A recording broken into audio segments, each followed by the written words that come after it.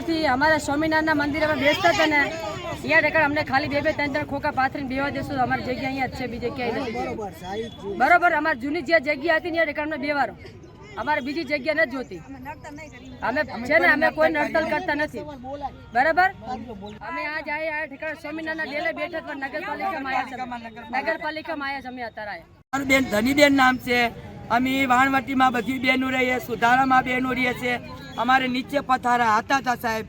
અમે સરકાર આગળ માંગણી કરીએ છીએ, કલેક્ટર સાહેબ આગળ, કે અમે બહેનો છે, કોઈ બહેનો વિધવાસ હોય, કોઈ નાના બચ્ચાવાળી હોય તો મહેનત કરીને અમે ખાતા હતા.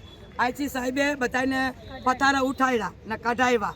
બરાબર, તો અમે ક્યાં જઈએ? તો બધે નીચેવાળા રહ્યા એ માર્કેટમાં કરી છે, તો બકાલાની માર્કેટ કરી. તો આદમી ભેગા અમે બહેનો ના પહોંચાય.